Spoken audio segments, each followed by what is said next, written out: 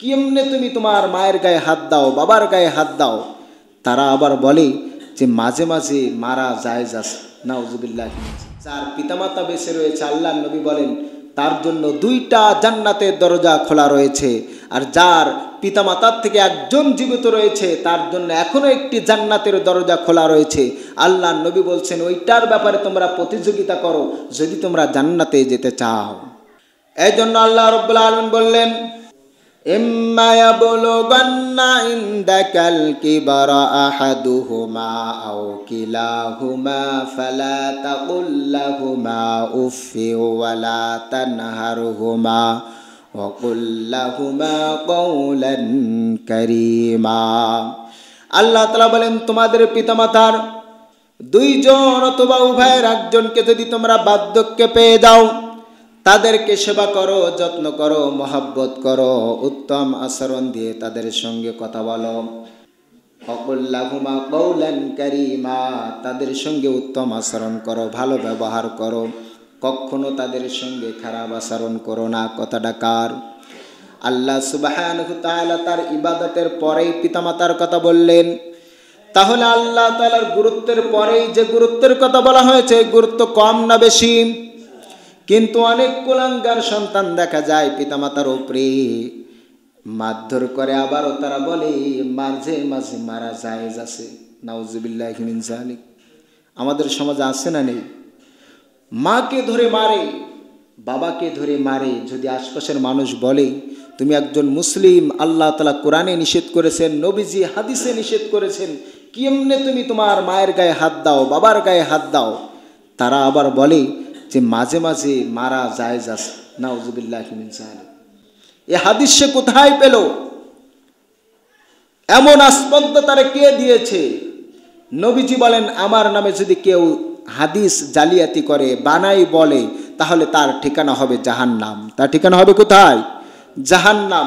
নবীজির একটা হাদিসও নাই পিতামাতার সঙ্গে রূঢ় আচরণ করা, বরঞ্চ যত জায়গায় বলেছেন কমলতার কথা বলেছেন, হৃদয় ভরে তাদের সঙ্গে আলাপ করতে বলেছেন, ভালোবাসা দিতে বলেছেন। নবীজি অল্প বয়সে মাকে হারিয়েছিলেন, সবাই আমরা জানি। কথা বলেন ঠিক কিনা? নবীজি দুধমাতা হালিমা, যে হালিমার দুধ খেয়ে নবীজি বড় হয়েছেন, তিনি জন্মদাত্রী মাতা না, শুধু দুধ পান করেছেন। এই কারণে নবীজি যখনই দুধ মাতাকে দেখতেন সম্মান করতেন। নবীজি মসজিদে নববীর দায়িত্বে রয়েছেন, মদিনার প্রেসিডেন্ট হয়ে গেছেন, মক্কার বড় দায়িত্বশীল। নবীজি যখন সাহাবীদের নিয়ে পরামর্শ করতেছেন, এমন সময় একজন বৃদ্ধ মহিলা আসলো। নবীজি দেখা মাত্রই ওই মজলিসে আলাপ আলোচনা করাকালীন ওই স্টপ করে দিলেন। নবীজি সঙ্গে সঙ্গে দাঁড়িয়ে গেলেন, মাথার পাকড়িটা খুললেন, বিছায়া দিলেন, বিছানোর উপরে মহিলাকে বসতে দিলেন, বসানোর পরে আলাপ করলেন। কথা শেষ করার পরে যত দূর পর্যন্ত দেখা যায় উনি এখনও যাচ্ছেন, নবীজি ততক্ষণ পর্যন্ত পাখিদের মতো চেয়ে থাকলেন তাদের ওই বৃদ্ধ মহিলার দিকে। চলে যাওয়ার পরে সাহেবরা জিজ্ঞাসা করলেন, ইয়া রাসূলুল্লাহ, হাবিবাল্লাহ, আপনি একজন মদিনার প্রেসিডেন্ট, আপনার এত সম্মান সুখ্যাতি আল্লাহ তাআলা দিয়েছেন, আমরা সবাই বসে আছি এই মজলিসের মধ্যে, মজলিসে স্টপ করে দিয়ে মাথার পাকড়ি খুলে দিয়ে এত সুন্দর করে তাজিম করলেন, মহাব্বত করলেন, ভালোবাসা দিলেন। এই বৃদ্ধ মানুষটাকে নবীজি বললেন তোমরা তো জানো না, যার দুধ খেয়ে আমি বড় হয়েছি, আমার সেই দুধমাতা হালিমা। নবীজি বললেন একজন মা তাকে কতটা সম্মান করতে হয়, নবীজি সেটা শিক্ষা দিলেন। সাহাবীরা দেখে অবাক হয়ে গেলেন, আহারে, আমরাও যদি আমাদের পিতামাতাকে এভাবে মহব্বত করতে পারতাম, ভালোবাসা দিতে পারতাম, তাহলে আজ আমরাও নাজাত প্রাপ্ত হয়ে যেতাম। সুবহানাল্লাহ। সব জায়গায় তাকালে সব হয় না, কিন্তু পিতামাতার দিকে আপনি যতবার রহমতের দৃষ্টিতে তাকাবেন ততবারই কবুলিয়াত হজের সওয়াব আপনার আমলনামায় লেখা হবে।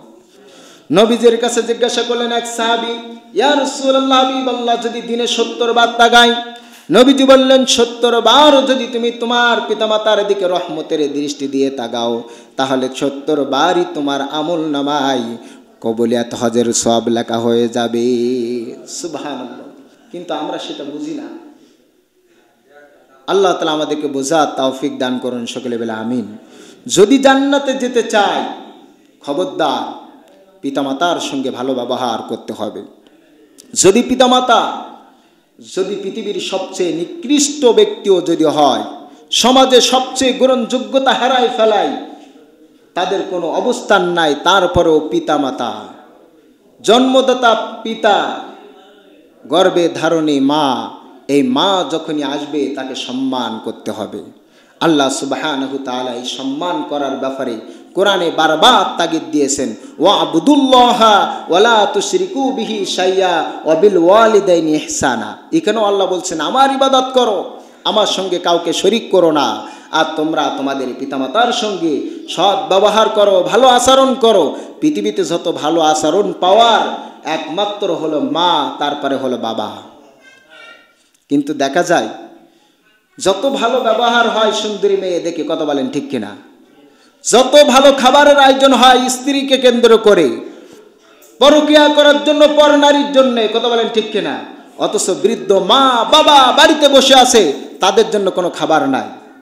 এই সন্তানগুলা আদর্শ সন্তান এখনো হতে পারে নাই। আমি বলবো, যারা পিতামাতার সঙ্গে খারাপ ব্যবহার করে ফেলেছ, যারা পিতামাতার খেয়াল নাও না, যারা পিতামাতার খোঁজ খবর নাও না, আমি তাদেরকে বলবো, যুবক ভাইরা এখনো ফিরে আসো। যদি আল্লাহর জান্নাত যদি তুমি নিতে চাও, তাহলে পিতামাতার প্রতি তুমি নজর দাও, তাদের প্রতি রহমত করো, তাদের প্রতি তুমি খেয়াল করো, তাদের খোঁজ খবর নাও, কখন কি লাগবে এই বিষয়ে তুমি তোমার জীবনের চেয়ে, তোমার সন্তানের চেয়ে, তোমার স্ত্রীর চেয়ে, তোমার বন্ধু বান্ধবের চেয়ে তোমার পিতামাতার প্রতি তুমি বেশি নেক নজর দাও। তাহলে হুয়া জান্নাতুকুমা, আল্লাহর জান্নাত তোমার জন্য ওয়াজিব হয়ে যাবে। আল্লাহ তাআলা আমাদেরকে বোঝার তৌফিক দান করুন, সকলে বলে আমিন। আমাদের মধ্যে যারা পিতামাতার সঙ্গে খারাপ আচরণ করে ফেলেছে, পায়ে ধরে পবিত্র মাহে রমজানে তাদের কাছে যে ক্ষমা চেয়ে নেবেন।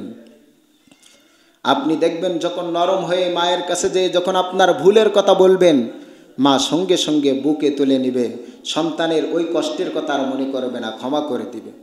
মা মার চেয়ে আপন কেউ নাই।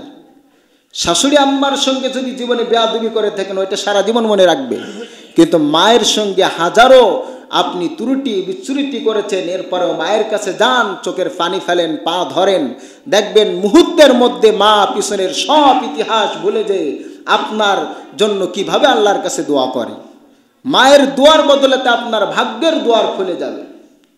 আল্লাহ তাআলা আমাদেরকে পিতামাতার সঙ্গে ভালো ব্যবহার করা তৌফিক দান করুন, সকলে বলে আমিন।